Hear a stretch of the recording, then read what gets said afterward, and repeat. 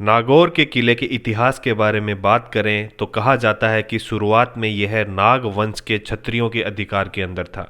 बाद में परमार वंश के शासकों ने उनके साथ में युद्ध किया जिसमें नाग वंशीय क्षत्रिय हार गए थे और नागौर के ऊपर परमार वंश का राज्य स्थापित हो गया था। बाद में कालांतर की बात करें तो गजनी के बादशाह बहराम शाह ने भी हिंदुस्तान के ऊपर आक्रमण किया था और उसने नागौर के क्षेत्र को जीत लिया था और उसने अपने एक खास सैनिक जिसका नाम मोहम्मद बहलीन था जिसको यहाँ का कमांडर नियुक्त कर दिया गया था। बाद में मोहम्मद बहलीन ने गजनी के सुल्तान का विद्रोह कर दिया गया था और इस किले का और अत्यधिक निर्माण करवाया था। इसके बाद में हम बात करें तो मोहम्मद गौरी ने पृथ्वीराज चौहान को तराइन के तीसरे युद्ध में हरा करके नागौर के दुर्ग को छीन लिया था। कुंभा ने जो कीर्ति स्तंभ की प्रशस्ति थी जहां उसके ऊपर ये बात भी लिखवाई थी, उन्होंने नागौर के किले से एक हनुमान जी की मूर्ति को वहां से ला करके कुंभलगढ़ दुर्ग के अंदर स्थापित करवाया था। आज का हमारा सफर है नागौर के किले की ओर। नागौर के किले को अहिछत्रगढ़ कहा जाता है क्योंकि प्राचीन नाम जो था नागौर का वो अहिछत्रपुर था, जिसके आधार पर इस किले का नाम अहिछत्रगढ़ नाम रखा गया था। नागौर के किले की जो स्थिति है वो नागौर शहर के बीचों बीच है। यदि आप इस किले का भ्रमण करना चाहते हो तो इस किले तक पहुंचने के लिए रेल मार्ग भी है और सड़क मार्ग भी है। जयपुर से सड़क मार्ग से ये लगभग 300 किलोमीटर की दूरी के ऊपर है और जोधपुर से ये सड़क मार्ग से लगभग 125 किलोमीटर की दूरी पर है। और रेलवे मार्ग की बात करें तो ये जयपुर से लगभग 300 किलोमीटर की दूरी पर रेलवे मार्ग से जुड़ा हुआ है। यह नागौर फोर्ट का मुख्य दरवाज़ा है जिसको सिरे पोल भी कहते हैं, कि मुख्य दरवाज़ा जहाँ से प्रवेश होता है। इसके आगे जाकर के मध्य दरवाज़ा आएगा जिसको मध्य पोल भी कहते हैं। पोल का मतलब दरवाज़ा होता है। ये दरवाज़ा या बीसली पोल है। प्राय ये जो दरवाजे होते थे ये सुरक्षा की दृष्टि से भी बहुत अहम होते थे।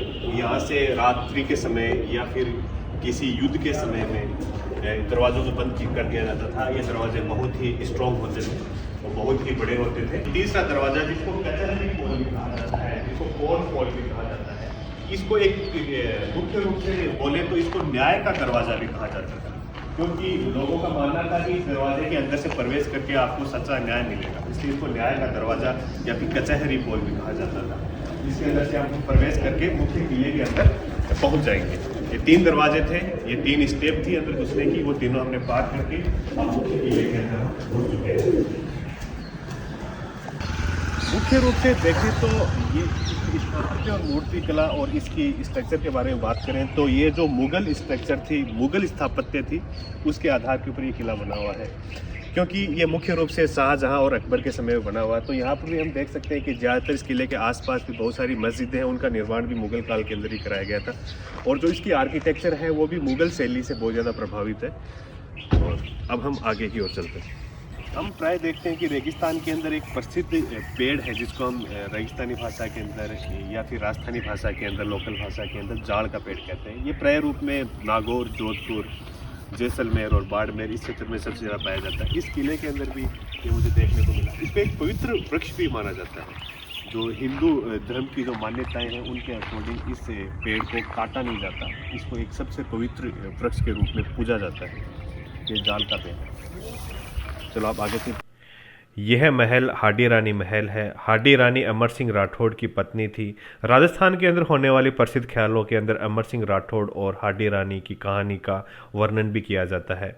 अमर सिंह राठौड़ महाराजा गज सिंह जो जोधपुर के सम्राट थे उनके सबसे बड़े पुत्र थे, लेकिन उनके पिता की मृत्यु के बाद में मारवाड़ की गद्दी थी वो उनसे 11 वर्षीय छोटे जो सौतेले भाई थे जसवंत सिंह, उनको दे दी गई थी, जिससे अमर सिंह राठौड़ बहुत ही नाराज़ हो गए थे और वो मुग़ल बादशाह शाहजहां की सेवा में आ गए थे।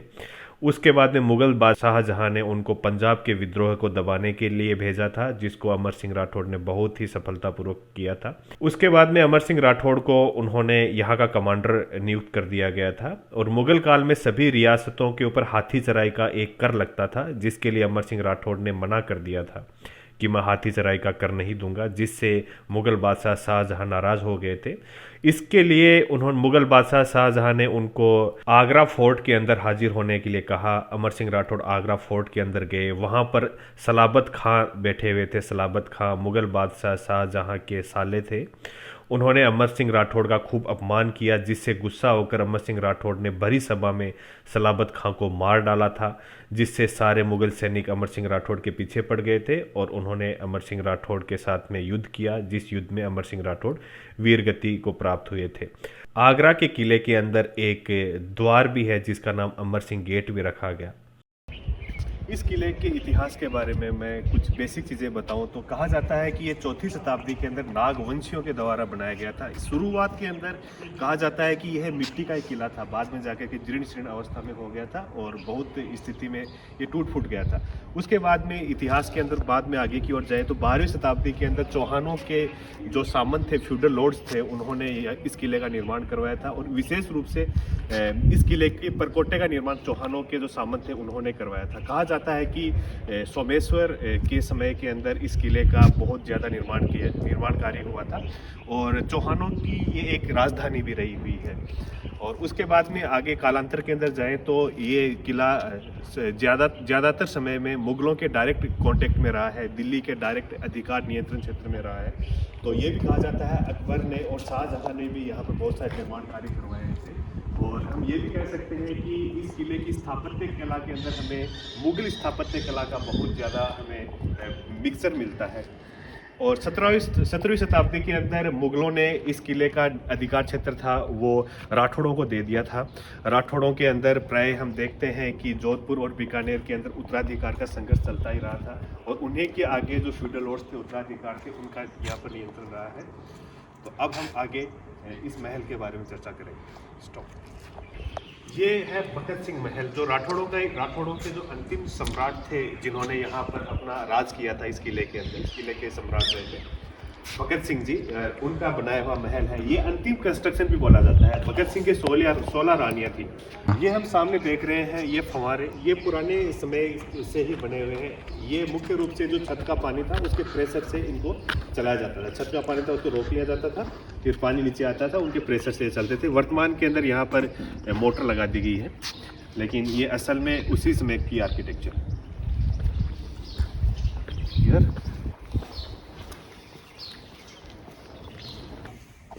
अब हम प्रवेश करते हैं जो एक मुख्य महल है, एक और मुख्य महल है जिसका नाम है दीपक महल। जिसके अंदर दीपक महल, इसका नाम इसलिए है कि यहाँ पर हजारों दीपक जलाए जाते थे। जब भी कोई शुभ कार्य होता था, उससे रिलेटेड कोई प्रोग्राम होता था या फिर कोई अतिथि आते थे, राजाए कोई अतिथि होते थे, उनके मनोरंजन के लिए कोई कार्यक्रम होता था, वो यहाँ पर होता था और चारों ओर दीपक जलाए जाते थे।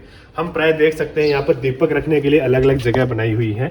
इनमें सब में दीपक रखे जाते थे, वो चारों ओर से जगमगा जाता था और यहाँ पर वो राजा के अतिथि बैठते थे और उनके सामने यहाँ पर प्रोग्राम होता था। और अब हम इसके अंदर चलते हैं। देख सकते हो इस दीपक महल के चारों दीवारों के ऊपर ये जो छोटे छोटे बना रखे हैं, ये जगह बना रखी है दीपक रखने के लिए है।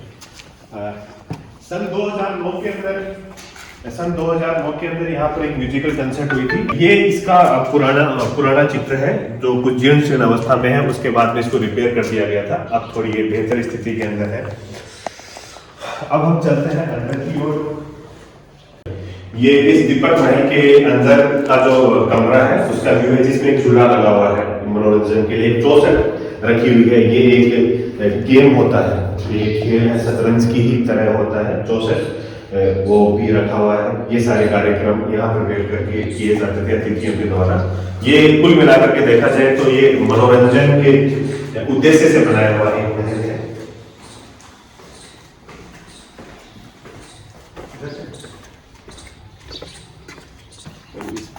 जो बीच में सेंटर में जो बिल्डिंग है, इसके चारों ओर ये दीपक रखने के लिए बहुत सारी जगह है, इसको हम देख सकते हैं।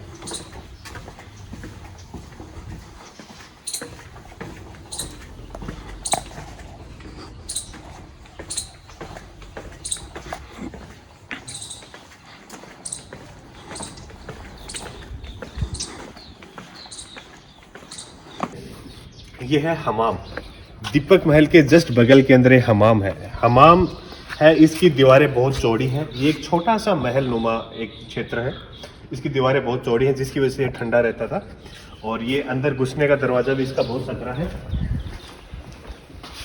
असल में ये क्षेत्र अतिथियों के लिए था विशेष रूप से, कि अतिथियों के स्नान घर के रूप में हम इसको बोल सकते हैं। बाथरूम ये था, बाथरूम जिसके अंदर नहाने का कार्य होता था अतिथियों के लिए विशेष रूप से, इस तरीके का है। इसके बाथरूम के जस्ट अटैच के अंदर हम देखें तो इधर ये कमरा है जिसको हम चेंजिंग रूम कहते हैं। इसको चेंजिंग रूम कहा जाता था। वहां पर नहा करके यहाँ पे कपड़े बदल रहा है, तैयार हो रहा है, ये सारे कार्यक्रम यहाँ पर होते थे। ऊपर इनकी छतें थी वो डोम नुमा है, ये डोम नुमा छतें हैं। और ये एक दूसरा और ठीक इसी तरीके का है। और इनकी दीवारें, विशेषता इनमें यह है कि इनकी दीवारें बहुत ज्यादा चौड़ी हैं, जिसकी वजह से ये फिरते रहते हैं। बस ये है, ये बिल्डिंग है, ये शीश महल है। ये मुख्य रूप से जो अतिथि आते थे उनको ठहराने का निवास होता था। इसके दोनों ओर पानी के छोटे छोटे कुंड बनाए हुए हैं, जो जिनका मुख्य उद्देश्य इस महल को ठंडा रखना है। शीश महल इसको इसलिए कहा जाता है, इसके अंदर कांच का जो आर्ट था वो इसके अंदर था। लगभग कांच के ही कुछ पेंटिंग्स और फोटोग्राफी इसके अंदर करी हुई थी, तो इसलिए इसका नाम शीश महल था। और ये मुख्य रूप से इसका उद्देश्य ये था कि अतिथियों का विश्राम गृह जिसको हम बोल सकते हैं। इस किले का एक डाइनिंग एरिया भी बोल सकते हैं हम। नागौर किले के अंदर एक तो विशेष बात है जो और किलों से इसको अलग करती है, वो ये है कि यहाँ का रेन वाटर हार्वेस्टिंग सिस्टम। हम बात करें तो प्राचीन समय से ही यहाँ पर बरसात के पानी का उचित उपयोग किस तरीके से लिया जा सकता है, वो इस किले की जो कला है, जो इसकी आर्किटेक्चर है, उससे अपने को पता चल सकता है। ये जो क्षेत्र है, इसके अंदर जो बरसात का पानी था वो जो इसके अंदर की ओर नालियां बनाई हुई हैं, उन नालियों के द्वारा सामने एक तालाब सा बनाया हो, उस तालाब के अंदर सारा पानी इकट्ठा कर लिया जाता था। तो इस किले के अंदर हम जगह जगह देखेंगे तो ये चीज़ अपने को बहुत जगह मिल जाएगी जहाँ पर रेन वाटर हार्वेस्टिंग सिस्टम का सिस्टम बनाया हुआ है, जहाँ पर बरसात के पानी का उपयोग करने के लिए जगह जगह कुंड बनाए हुए हैं। ये डाइनिंग एरिया, यहाँ पर राजा और उसके जो साथी आते थे वो बैठते थे मनोरंजन पर्पज़ के लिए, या कोई मीटिंग के लिए, या किसी अन्य कार्य के लिए, कोई सभा बुलानी होती थी, वो जनरली प्राय रूप से यहाँ पर होती थी। बात चलो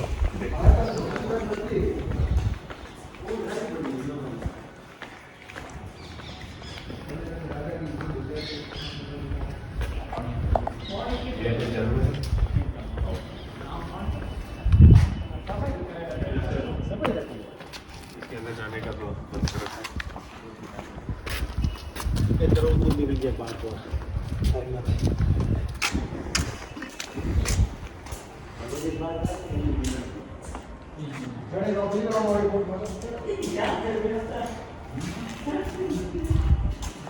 ये जो क्षेत्र है, इसके हम इधर की तरफ देखेंगे तो इस एरिया को चार बाग कहा जाता है। चार बाग इसलिए कहा जाता है कि इसमें 4 हिस्सों में इसको विभाजित किया गया है और चारों हिस्सों में बगीचे लगाए हुए हैं। उधर फूलों के पौधे लगाए हुए हैं, इधर कुछ आपको गड्ढे नज़र आ रहे होंगे जो आपस में एक तरीके से इंटरलॉक्ड हैं एक चैनल के थ्रू। इनमें कमल के पौधे लगाए गए थे, तो इन 2 ब्लॉक के अंदर तो कमल के पौधे थे, 2 में बगीचे थे, तो इसलिए इस क्षेत्र को चार बाग कहा जाता है। वर्तमान के अंदर यहाँ पर कमल तो है नहीं, तो लाइट लगा दी गई है, यहाँ पर बल्ब है, रात के टाइम में ये लाइट जलती है तो ये क्षेत्र बड़ा सुंदर लगता है। और इस पूरे क्षेत्र के अंदर जो पानी था उसका भी रेन वाटर हार्वेस्टिंग सिस्टम से ही एक कनेक्शन था, कि बरसात का पानी था वही इन चारों बगीचों के अंदर पौधों को जाता था। अब हम चलते हैं आगे की ओर, अमर सिंह महल की तरफ।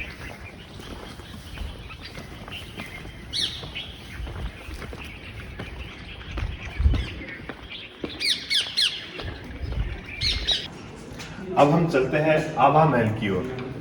ये भी एक प्रमुख महल था जो अमर सिंह राठौड़ को समर्पित है। ये 18वीं शताब्दी के अंदर बना हुआ था।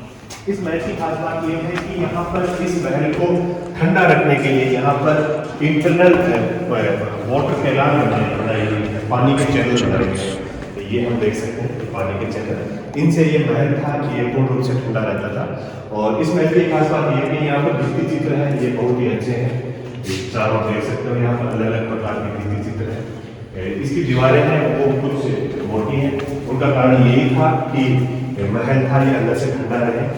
और इस साइड में हम आएंगे तो यहाँ पर अपने अमर सिंह राठौड़ की एक फोटो भी लगाई हुई है इसके अंदर घुसते ही। अब हम इधर अंदर की ओर चलते हैं। अब इस महल के हम अंदर की ओर प्रवेश करें पर प्रवेश करें तो अंदर की ओर सेंटर के अंदर आते हैं तो यहाँ पर ये अपनी अपनी जगह रहती है जिसको दीवाने खास कहा जाता है। दीवाने खास को जगह कहा जाता है जहाँ पर राजा अपने जो खास जो मंत्री होते थे उनके साथ में कुछ चर्चा करता था, मीटिंग करता था, उस क्षेत्र को दीवाने खास कहा जाता था। इसके ऊपर की ओर जाए तो ऊपर छोटे छोटे महल से बने हुए हैं, कमरे से बने हुए हैं जहाँ पर रानी का निवास था, वहाँ पर रानियाँ रहती हैं। और इस दीवाने खास को खड़ा करने के लिए पानी के जो चैनल मैंने आपको बताए थे तो विशेष प्रकार के चैनल जहाँ से पानी बहता था, आप देख सकते हो इस साइड में। और हम इस साइड में आए तो ये ऊपर से नीचे की ओर पानी बहने के चैनल्स भी बनाए हुए, यहाँ से पानी ऐसे ऊपर से नीचे की ओर बहता था। और उस साइड में भी इसी प्रकार का ये चैनल है, ये दोनों साइड से पानी आकर के इस टैंक में आता था, यहाँ से ये अंदर की ओर फ्लो करता था। जो एक्सेस में पानी होता था वो पीछे की ओर चला जाता था और पीछे की ओर एक छोटा सा गार्डन है, उस गार्डन के अंदर चला जाता था कि पानी वेस्ट नहीं हो। तभी तो रेन वाटर हार्वेस्टिंग सिस्टम की ये यहाँ पर एक बहुत ही अच्छी आर्किटेक्चर है। और इसके छतों की ओर देखें तो बहुत ही सुंदर कलाकारी है, बहुत ही सुंदर तरीके से ऊपर की ओर नक्काशी करी गई है और फोटो है। और इसी महल के अंदर नहाने के लिए भी बाथरूम भी बनाए हुए हैं। अब हम आते हैं आपको बाथरूम, इसके अंदर की ओर जाएंगे तो ये बाथरूम बने हुए हैं।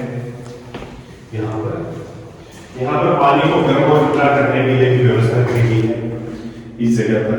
और ये अलग अलग प्रकार के टब है, यहाँ पर राजा नहाते थे, कहीं पर खड़े होकर अलग प्रकार की व्यवस्था है।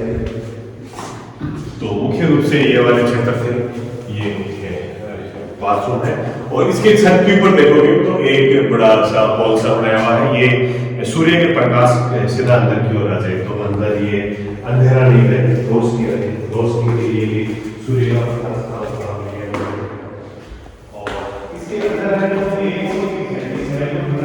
पानी के साथ साथ एयर का सर्कुलेशन के का भी सिस्टम बनाया हुआ है। यहाँ पर हम देख रहे हैं कि ये एक होल है, ये अंदर से एक चैनल ऊपर तक गया हुआ है जहाँ से हवा सीधी अंदर की ओर आती है और एयर का सर्कुलेशन रहता था। तो ये महल था, ये ठंडा रहता था क्योंकि ये मारवाड़ का क्षेत्र है, यहाँ पर गर्मियों के समय में बहुत ज़्यादा गर्मी रहती थी, इसलिए ये जो महलों की डिज़ाइन थी इसके अंदर इस चीज़ का विशेष रूप से ध्यान रखा जाता था कि ये ठंडे रहे, ज़्यादा गर्म रहे।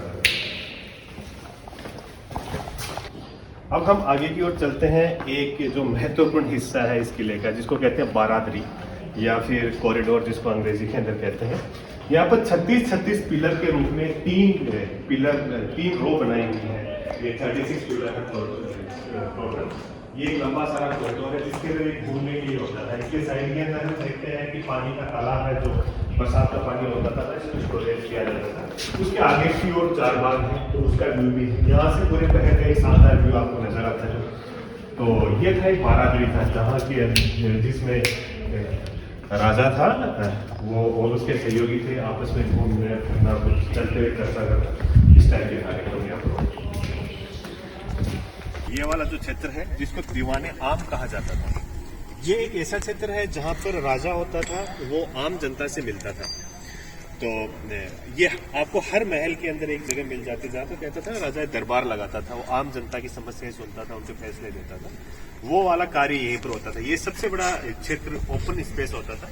सामने यहाँ पर जो आपको जगह दिख रही है इस साइड में, ये प्राचीन टाइम के मठ रहे हुए हैं साधु और महात्माओं के। यहाँ पर हम देख सकते हैं कि बहुत सारी मूर्तियाँ और कुछ जीर्ण शीर्ण अवस्था के अंदर। ये हो सकता है कि समय समय पर मुगल आक्रमण करता थे, उन्होंने बहुत ही भयंकर तरीके से तोड़ फोड़ करी थी उस समय में मंदिरों में। तो ये कुछ अवशेष है इसके जो हम देख सकते हैं।